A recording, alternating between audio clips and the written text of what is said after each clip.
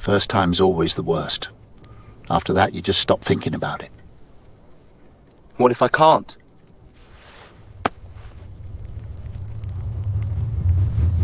Kling just dropped 3.0, and there are two features that I think will be really impactful for AI filmmakers. I've been using Kling 2.6 as my main video model since it first came out. About 95% of my latest Star Wars fan film was generated with it. I've now spent a few hours playing with 3.0, and I want to show you what it can do, how it compares to the other top models, and two specific workflows that I think make this yet another fantastic update from Kling. A quick note just before we dive in, this is not a sponsored video. I'm just someone who's been using Kling every day for real projects, and I'm really excited about this update. So here's what's new in Kling 3.0. First, you can now generate up to 15 seconds of video. Most closed models have been stuck at 5 and 10 seconds for a while, but what I actually find more useful is that you can now choose the exact duration anywhere from 3 to 15 seconds. I'll show you why I'm more excited about the 3-second option than the 15 seconds in just a bit. You also get 1080p generation, which is pretty standard now, but still worth mentioning. And then the big one, multi-shot. Toggle this on, and Kling will take your input image or text prompt and generate a sequence with different shots, all consistent with one another from that single generation.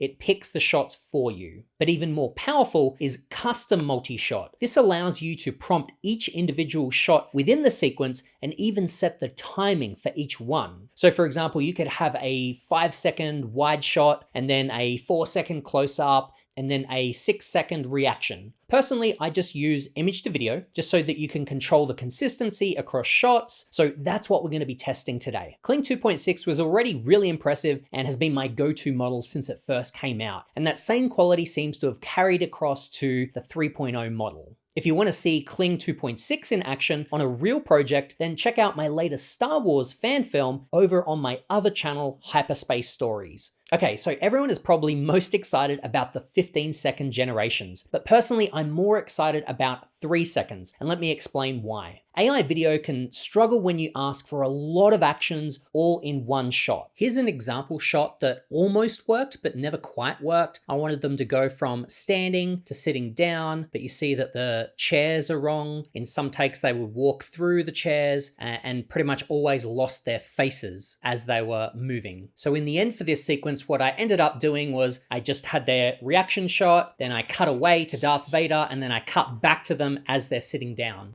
So what I find myself doing constantly is starting with an ambitious prompt, trying to get a whole sequence and a whole bunch of actions to happen within one clip. But then when it doesn't work after a whole bunch of attempts, I'll kind of pivot from there and decide to break the actions up across multiple shorter shots, cutting between a wider shot and then an insert, and using coverage of multiple shots to tell the story and get the actions that I want, because it's too difficult to get it all within one shot. But here's the problem that I would often run into. Sometimes I might have a very quick action, something that should maybe only take a couple of seconds. But because the shortest clip length was 5 seconds, the generation would always fill in that extra time in ways that I wouldn't want. It might slow down the action unnaturally, or add extra motions or filler that just wasn't prompted. Here's an example from my latest film. I have this scene where Chewbacca is getting force choked by Darth Vader. He starts the shot out by holding up a stormtrooper, and I need him to suddenly drop the stormtrooper and clutch at his throat. 2 quick actions: drop and then grab at his throat. But because it's a 5-second clip, the AI would fill in that time. You can see from this example how he drops the stormtrooper and then really takes his sweet time in bringing his hands up to his neck. It should have been much quicker, but the model has 5 seconds to fill, so it stretches everything out to fill that time. In the past, I've tried to prompt my way around this by adding a few extra beats of action at the beginning to eat up a little bit of time before giving it the actions that I really want, or maybe asking it to hold on that end pose or end action for longer so that it fills up time at the end. And sometimes that would work, but it just wasn't always reliable. So now I tried regenerating the same clip at 3 seconds with the same prompt and here's the results. Now, while these aren't totally perfect, in just a couple of generations, they're already so much closer to what I originally wanted and what took me at least 12 to 15 generations at the time to get something that was just passable. I really wish I would have had access to this just a few weeks ago for this film. Now, here's a couple of 15-second generation tests.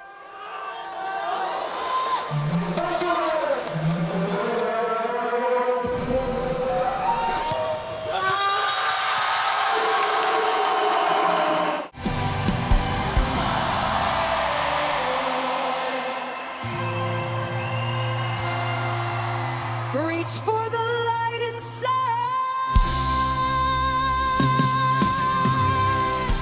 I personally haven't needed anything this long in any of my projects, because while you can definitely come up with these really cool longer shots, I've found that the limitation is not so much the length of the clip, but more so how long that clip is usable. Because even with a 15-second shot, depending on how simple or complex that shot is, it might be really difficult to have a 15-second shot that is actually usable the entire time. So the way I'm more likely to use the 15-second shots is when I'm actually looking for a much shorter clip, but maybe generating 15 seconds gives me a higher chance of finding, let's say, 5 seconds within that shot that is really good and clean. Here's an example from my favorite car chase scene in Uncharted 4.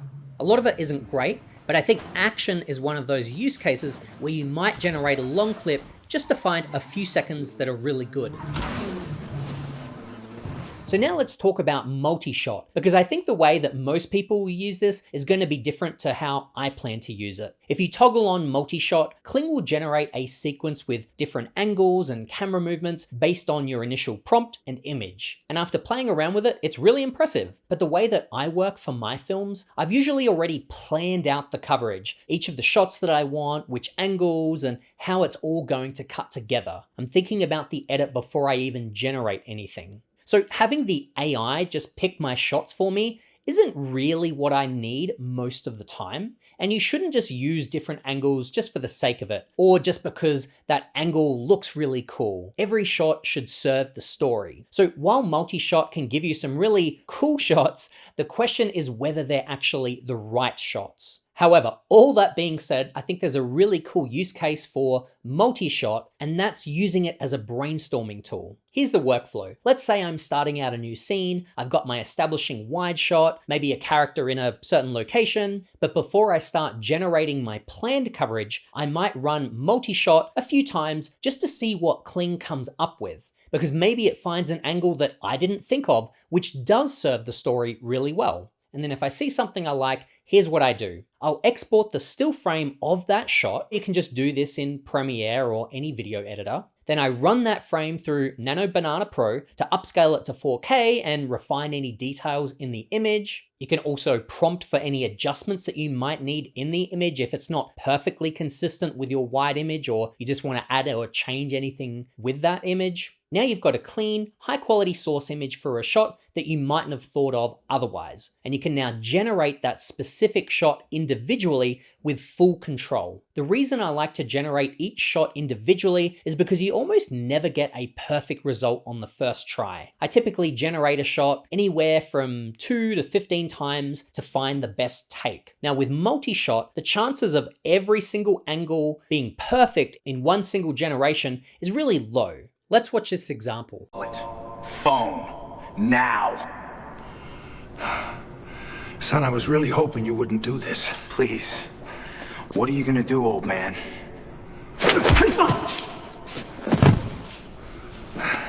So that was a really impressive clip. Probably the only thing that I would change is the last shot where he hits him. Whilst it's brutal and I like a lot of things about it, I did actually prompt for the old man to punch him in the face. So here's a second generation. Wallet. Phone. Now. Son, I was really hoping you wouldn't do this. Please, what are you gonna do, old man?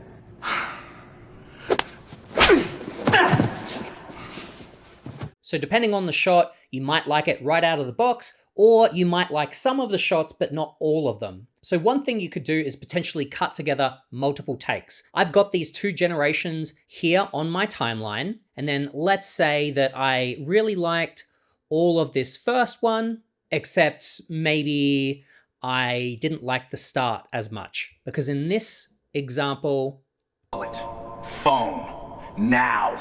the word wallet gets cut off right at the beginning, whereas it sounds better here. Wallet. Phone. Now. So potentially, you might be able to replace that, and then let's play it back. Wallet. Phone. Now. Son, I was really hoping you wouldn't do this. Please.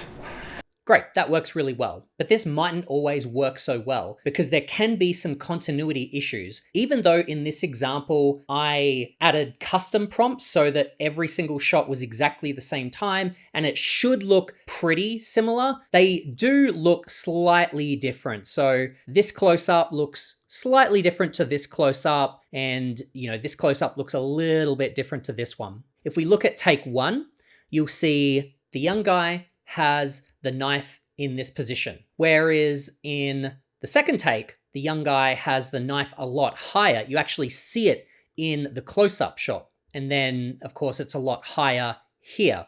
So let's say you really liked this take. I liked this close-up take better than this one. It mightn't work as well to replace this shot. Let's play it back. Son, I was really hoping you wouldn't do this. Please, what are you gonna do, old man?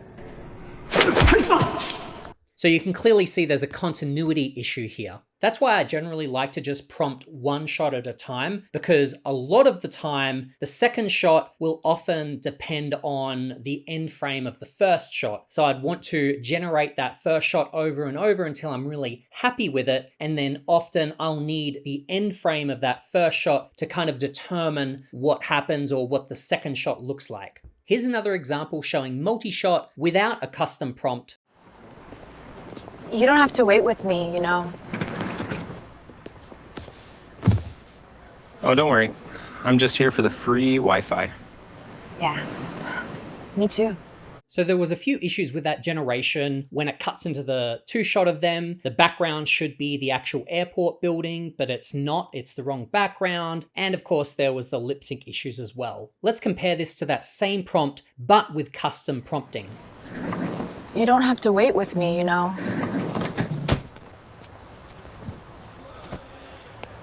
Oh, don't worry. I'm just here for the free Wi-Fi. Yeah, me too. So I thought that gave a much better result than that first clip and was really, really good right up until the end where the lip sync messed up. But this is where you can use that workflow I mentioned earlier, where you could now take that still frame of just that very last shot and now generate that single shot over and over until you get a good result that's also consistent with the sequence you've already generated. So here I have my upscaled still image and my prompt. Now the original clip was 3 seconds, but I might actually make it a little bit longer. We might go 4 seconds. We'll choose 2 outputs and hit generate. I've now got the best take out of the 2 performances and I've put it into the edit. It's not absolutely perfect, but it certainly fixed the problem that we had with the initial multi-shot clip. You don't have to wait with me, you know.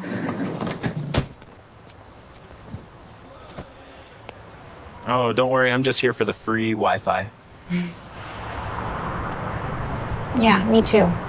So my approach is use multi-shot for inspiration at the start of a scene, then generate each shot one at a time for complete control and continuity. There might be times where multi-shot just knocks it out of the park and you end up using the entire thing as is, but I think that that would typically be the exception and not something that I would rely on. Another thing that's really impressed me is the quality of the dialogue. I've never really used Kling's audio dialogue features before. I typically handle all of my dialogue and lip sync in other tools as I've typically gotten much better results that way. However, after seeing some of these tests, I'm really impressed with the quality of the performances and the dialogue, so I think I might actually test out using this in my current and future films, and then I'll report back on how I go. There's actually a lot more tools inside of Kling, like custom voice training, element binding, updates to their new Omni models, and more. I'm going to cover more of that as I start using 3.0 on the fan film that I'm currently working on.